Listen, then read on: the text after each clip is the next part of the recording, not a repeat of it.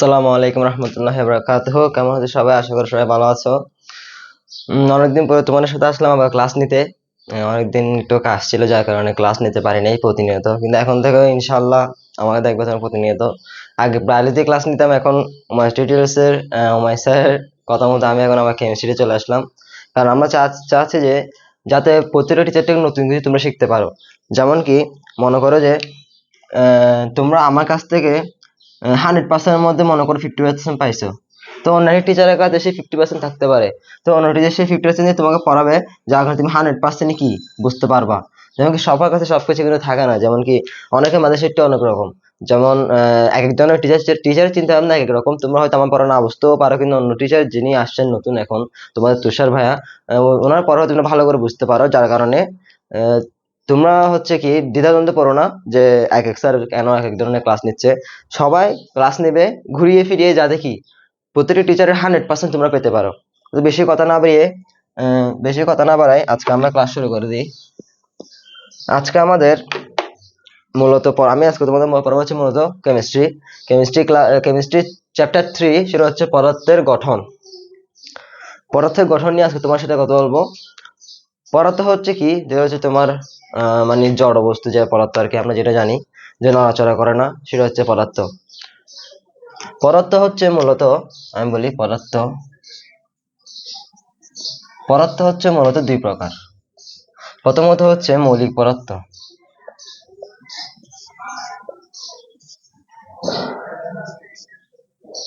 মৌলিক পদার্থ, তোমার কালিতে একটু সমস্যা হয়েছে মনে হয়, দাঁড়াও একটা মার্কার। হ্যাঁ হ্যাঁ, এটা ঠিক আছে। প্রথমত হচ্ছে মৌলিক পদার্থ। মৌলিক পদার্থ।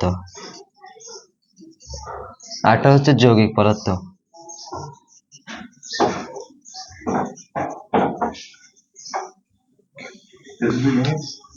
তোমাদের আজকে চ্যাপ্টারের সামারিটা আজকে আমি একটু বলে দিই, যে এই চ্যাপ্টারে হচ্ছে তোমাদের অনেক ইম্পর্টেন্ট কিছু কোয়েশ্চেন আসে। যেমন হচ্ছে তোমাদের পদার্থ সম্পর্কে কোয়েশ্চেন আসে, তারপর হচ্ছে তোমাদের পরমাণু মডেল আছে দুইটা, যেটা রাদারফোর্ড আর বোর পরমাণু মডেল, যেগুলো সবচেয়ে বেশি ইম্পর্টেন্ট এই চ্যাপ্টারের।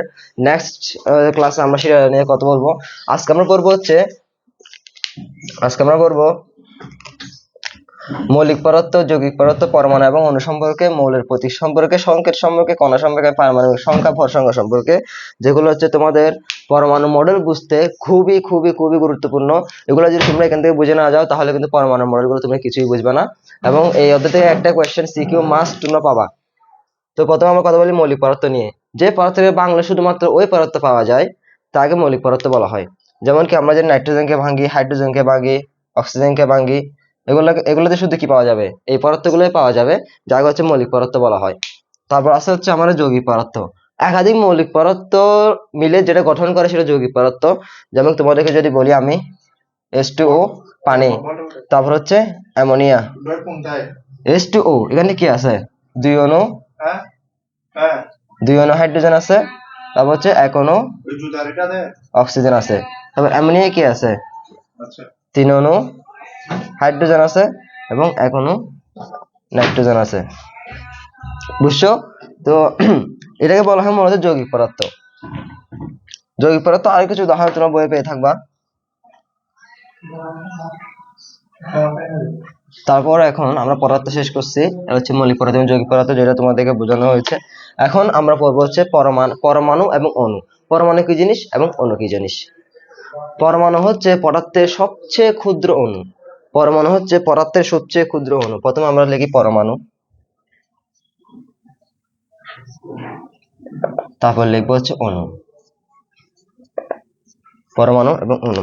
পরমাণু কি জিনিস? পরমাণু হচ্ছে পদার্থের যে ক্ষুদ্র অংশ, সেটা হচ্ছে পরমাণু। যেমন তোমরা মনে করো যে একটা বিল্ডিং কিছুর উপর দাঁড়ানো, একটা বিল্ডিং এ তোমার সিমেন্ট আছে, রড আছে, বালি আছে, তারপর সবকিছু আছে, মানে সিমেন্ট যা যা দরকার একটা বিল্ডিং তৈরি করতে যা যা দরকার, যেমন লোহা আছে। তো এখানে সবচেয়ে ক্ষুদ্র পদার্থ কোনটা? বালি। তো আমরা বালিকে কি ধরতে পারি? পরমাণু ধরতে পারি। এবং বালিকে পরমাণু ধরতে পারি। তো আমরা শেষে বুঝতে পারি যে একটা জিনিস তৈরিতে সবচেয়ে ক্ষুদ্র যে অণুটা কাজ করে সেটাই হচ্ছে কি? পরমাণু। এখন পরমাণু হচ্ছে তোমার পদার্থের ক্ষুদ্র অণু। ক্ষুদ্র অণু।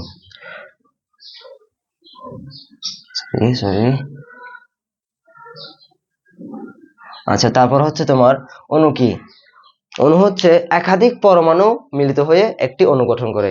যেমন আমরা যদি পরমাণু H ধরি, তাহলে অণু হবে H2। তোমরা জানো হাইড্রোজেন কখনো একা কাজ করতে পারে না, দুইটা হাইড্রোজেন মিলে কি হয়, একটা অণু গঠিত হয়। এই একটা হাইড্রোজেন, এটাকে একটা হাইড্রোজেন, এটা হচ্ছে পরমাণু।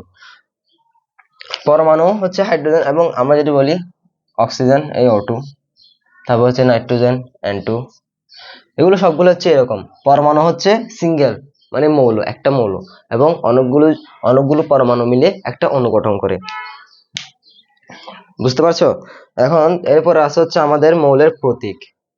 প্রতীক এবং সংকেত দুইটা কিন্তু একই জিনিস নয়, দুইটা ভিন্ন জিনিস। মৌলের প্রতীক হলো, তোমাদেরকে আমি একটু বুঝাই দিই।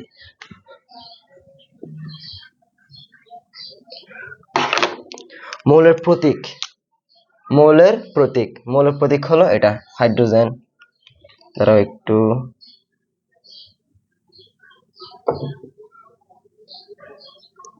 মৌলের প্রতীক হলো হাইড্রোজেন, অক্সিজেন, তারপর হচ্ছে তোমার কি আছে, সালফার, তারপর যা আছে কি, যেমন কি তোমাদের আরেকটা বলি, পর্যাবৃত্ত, যেটা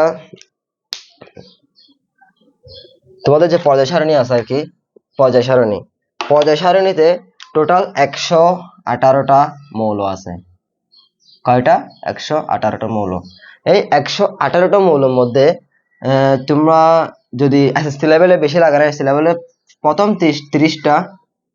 30টা মৌল মুছে রাখলে হয়। যেমন hydrogen, helium, lithium, beryllium, boron, carbon, nitrogen, oxygen, এরকম আর কি, ফ্লোরিন, এইরকম যেগুলো আছে ওগুলো তুমি মুখস্থ রাখবা। আমি তোমাদের সুবিধার্থে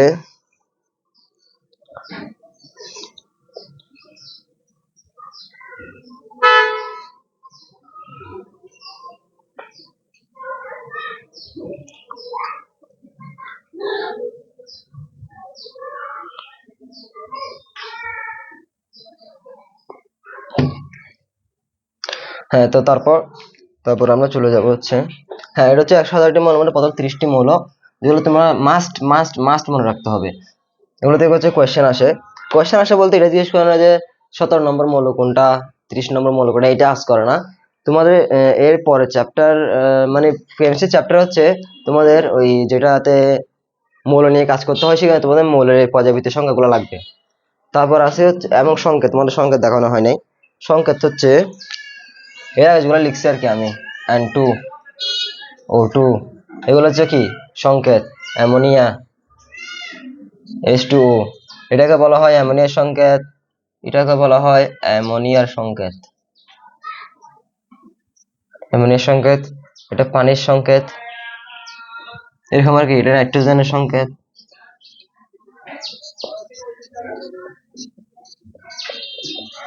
এটা অক্সিজেনের সংকেত।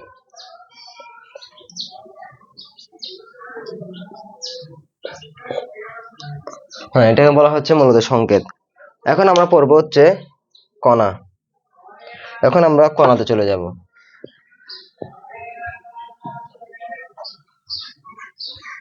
কণা, পরমাণুতে মূলত 3 ধরনের কণা পাওয়া যায়, যে পরমাণু সাংগঠিক কণা বলে। সেগুলো হচ্ছে ইলেকট্রন,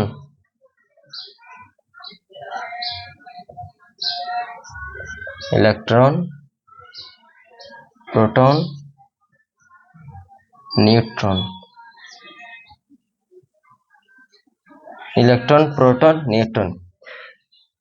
ইলেকট্রন হচ্ছে, ইলেকট্রনকে তোমরা ই দিয়ে প্রকাশ করে, প্রোটনকে পি এবং নিউট্রনকে এন দ্বারা প্রকাশ করা হয়।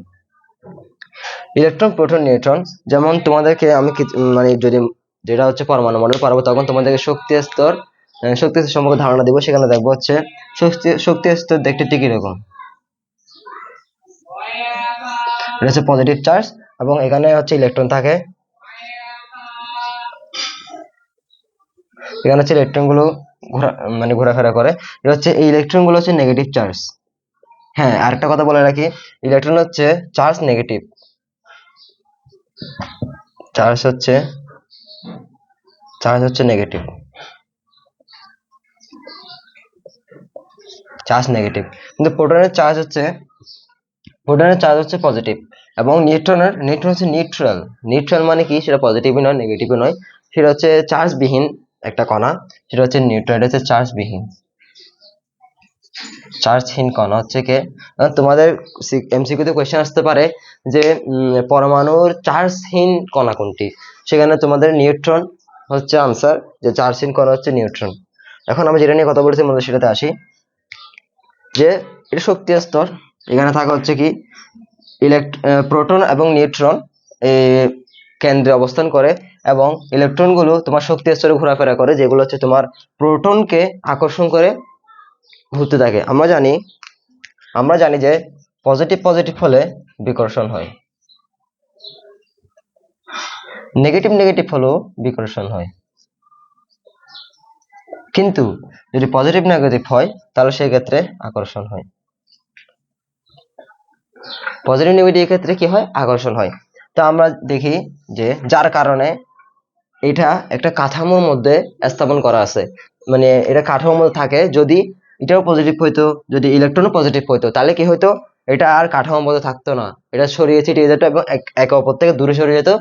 তাহলে কি হইতো, যে মানে একটা স্থাপত্য থাকতে পারতো না, এটা তোমার ছড়িয়ে ছিটিয়ে যেত, যে মানে কম্বাইন থাকতো না আর কি। তো এখন যেহেতু এটা পজিটিভ আর নেগেটিভে আছে, সেহেতু এটা আকর্ষণ করবে এবং স্থিরভাবে আবদ্ধ থাকবে। এখন তোমাদের হচ্ছে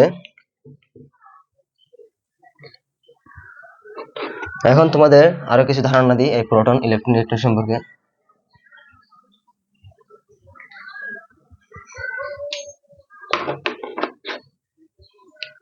তোমাদের এখানে ভরগুলো খুবই গুরুত্বপূর্ণ।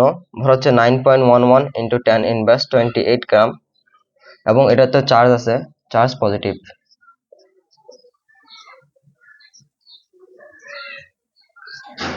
চার্জ হচ্ছে পজিটিভ আর এটা চার্জহীন, এবং এটার ভর হচ্ছে 1.67 10 ইন্টু ইনভার্স 28।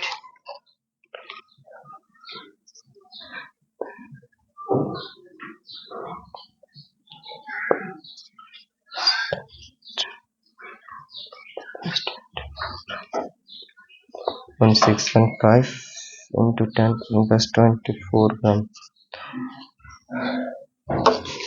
তোমাদের এই চার্টটা খুবই খুবই খুবই ইম্পর্টেন্ট, যে এটা ক্যালকুলেটর।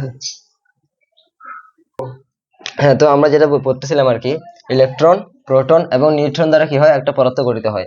পদার্থের মধ্যে তিনটি সাধারণ কণা থাকে, যার মধ্যে ইলেকট্রন, প্রোটন, নিউট্রন থাকে। প্রোটন থাকে হচ্ছে কেন্দ্রে, প্রোটন কেন্দ্রে থাকে, প্রোটন প্লাস নিউট্রন, এটা থাকে হচ্ছে কেন্দ্রে। এবং শুধুমাত্র এই ইলেকট্রন থাকে হচ্ছে কোথায়, কেন্দ্রের বাইরে, অর্থাৎ শক্তি স্তরে, কেন্দ্রের বাহিরে শক্তি স্তর। শক্তি স্তর শুনে ঘাবড়ানি কিছু নেই, শক্তি স্তর সম্পর্কে আমরা পরবর্তী ক্লাসে অবগত হব, যে শক্তি স্তর জিনিসটা কি। যখন আমরা রাদারফোর্ড এবং বোর পরমাণু মডেল পড়বো, তখন আমরা বুঝবো শক্তি স্তর কি। এখন হচ্ছে তোমাদের এই যে দেখাতে চাইছিলাম আর কি, যেহেতু আমার এখন ক্যালকুলেটরের হচ্ছে একটু সমস্যা, যার কারণে এটা তোমাদের দেখাতে পারতেছি না। যে ক্যালকুলেটরের পিছনে যে একটা কাগজ থাকে, সেই কাগজের মধ্যে হচ্ছে তোমরা এই মানগুলা পাবা, এই গ্রাম, কিন্তু মানে কেজিতে দেওয়া থাকে, কেজি। তোমরা দয়া করে ওই কেজি থেকে মানে 3 বাদ দিয়ে এই হচ্ছে 31 আসবে আর কি, এটা 31 আসবে।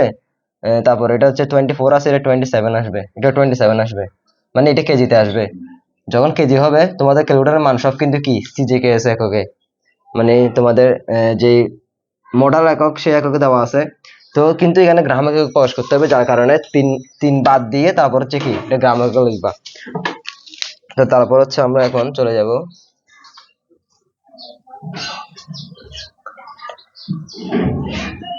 এখন আমরা চলে যাই পারমাণবিক সংখ্যা।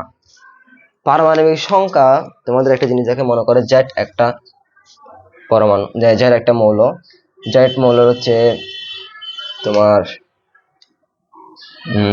আচ্ছা সোডিয়াম বলি, সোডিয়াম 2311, এটা হচ্ছে তোমার পারমাণবিক সংখ্যা। তারপর হ্যাঁ, তো আমরা যেটা বলতেছিলাম আর কি, প্রোটন সংখ্যা হচ্ছে কোনো মৌলের প্রোটন সংখ্যা হচ্ছে পারমাণবিক সংখ্যা। পারমাণবিক সংখ্যাটা কি? পারমাণবিক সংখ্যা হচ্ছে সেটা কত নম্বর মৌল, সেটা হচ্ছে পারমাণবিক সংখ্যা। প্রোটন সংখ্যা আমরা পড়ে আসছি যে নিউট্রন, ইলেকট্রন, প্রোটন। এই প্রোটন যেটা আছে এইটার সংখ্যাই হচ্ছে কি মানে পারমাণবিক সংখ্যা। পারমাণবিক সংখ্যা দ্বারা তোমাদের যেমন কি বলতে পারে যে পারমাণবিক সংখ্যা দেওয়া আছে, যে মনে করো 10 পারমাণবিক সংখ্যা, জিজ্ঞেস করতে পারে যেটা কোন মৌল। তারপর মনে করো 9 পারমাণবিক সংখ্যা, বলবে যে কোন মৌল। 1 2 মানে এইভাবে মোট 118 পর্যন্ত সর্বোচ্চ দিতে পারবে। কারণ আমরা জানি পরিবেশে একটা মানে যে চারটা দেওয়া আছে, মানে সারণী যেটা দেওয়া আছে সেই সারণীর মধ্যে মূলত 118টা মৌল আছে। যে 118টা মৌলের মধ্যে সর্বোচ্চ 118 নম্বর একটা মৌলের মধ্যে তোমাদের কোয়েশ্চেন করতে পারে যে 118 তো সর্বোচ্চ আসবে না, তোমাদের 30 পর্যন্ত মানে এনাফ আর কি, 30 পর্যন্ত মুখস্থ রাখলেই এই 30-এর ভিতরে সবকিছু আসবে। তোমাদের আজ করতে পারে যে এরকম 10 নম্বর মৌল কোনটা, 9 নম্বর মৌল কোনটা, 2 নম্বর 3 নম্বর মৌল কোনটা, সেই মৌলগুলো তোমাদের মুখস্থ রাখতে হবে।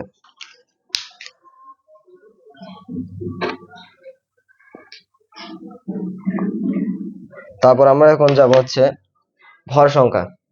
ভর সংখ্যা হচ্ছে তোমার প্রোটন সংখ্যা এবং নিউট্রন সংখ্যার যে মান, সেটা হচ্ছে কি ভর সংখ্যা।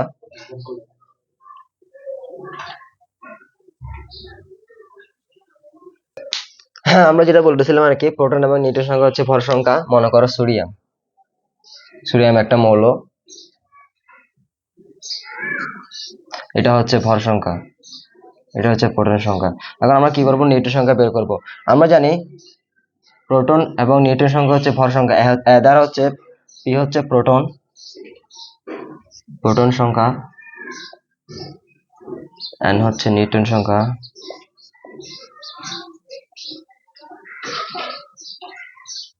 এবং এ হচ্ছে ভর সংখ্যা। এখন আমরা জানি কি প্রোটন সংখ্যা এবং নিউট্রন সংখ্যার যোগফলই হচ্ছে ভর সংখ্যা। আমাদের এখানে কি কি দেওয়া আছে সেটা আগে দেখতে হবে। নিউট্রন সংখ্যার মধ্যে এখানে ভর সংখ্যা দেওয়া আছে, তাহলে আমরা ভর সংখ্যা বসাই, এবং এখানে হচ্ছে প্রোটন সংখ্যা দেওয়া আছে, তাহলে প্রোটন সংখ্যা বসাই। নাই কি নিউট্রন সংখ্যা, তাহলে আমাদের কি বের করতে হবে, নিউট্রন সংখ্যা। তা আমরা কি জানি সরলীকরণের মাধ্যমে n = 23 - 11 কত আসে 12। তো এটা হচ্ছে কি নিউট্রন সংখ্যা। এবং এরকম আমি অনেক এক্সাম্পল দেওয়া যায় এই নিউট্রন সংখ্যার।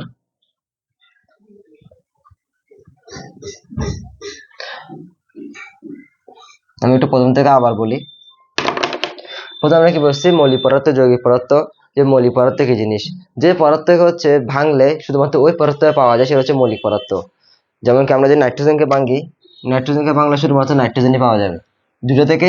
এই দেখো দুটো নাইট্রোজেন, এখন যদি দেখি N2 থেকে কি পাওয়া যাবে, একটা নাইট্রোজেন এবং আরেকটা নাইট্রোজেন। কারণ দুটো নাইট্রোজেন মিলে হচ্ছে কি একটা নাইট্রোজেন অণু গঠন করে।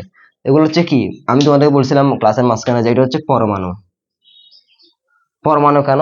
কারণ পদার্থের সবচেয়ে ক্ষুদ্রতম পদার্থ হচ্ছে পরমাণু।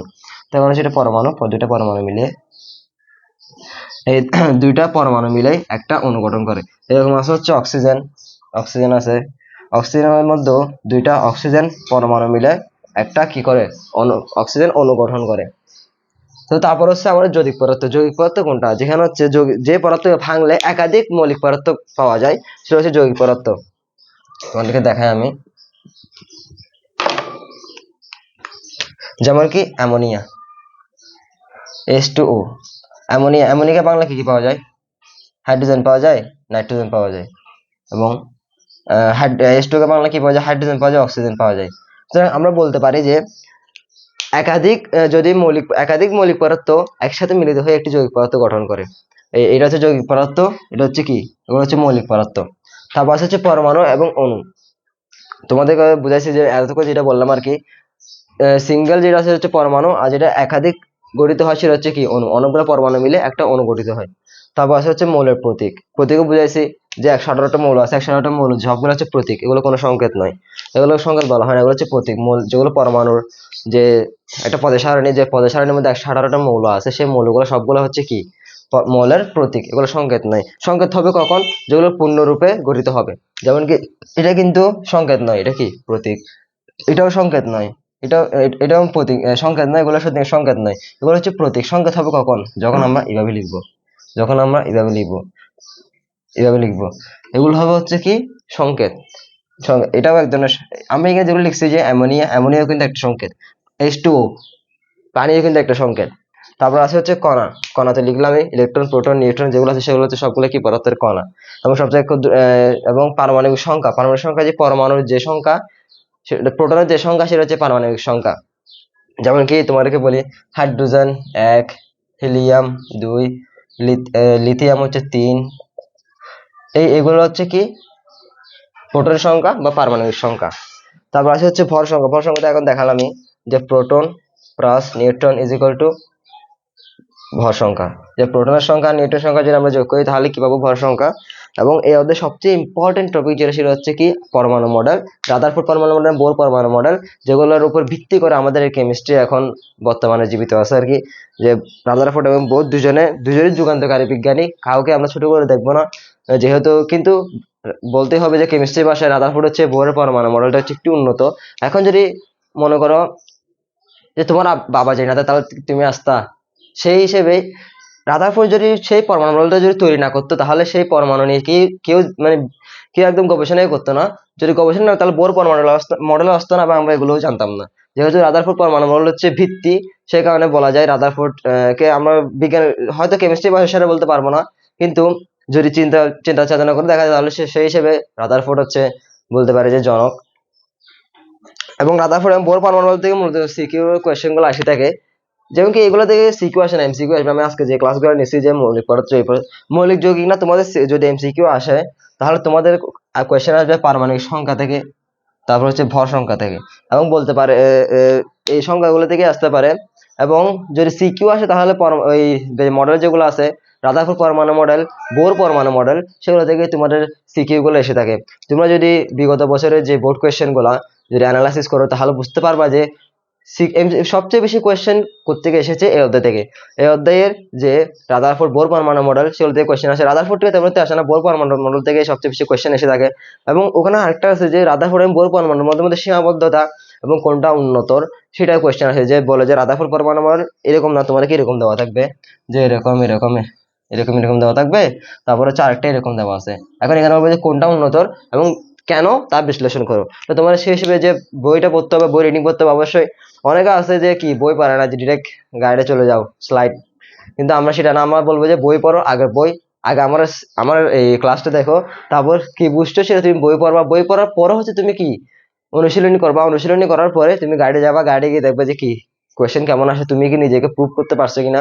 নিজেকে যদি প্রুভ করতে পারো তাহলে তুমি বুঝবা যে এই থার্ড চ্যাপ্টার তোমার কেউ আটকাতে পারবে না, যদি তুমি এগুলো ভালো করে প্র্যাকটিস করে যদি পরীক্ষা হলে যাও। তো আজকের পর্যন্ত এটুকুই। সালাম আলাইকুম রহমতুল্লাহি।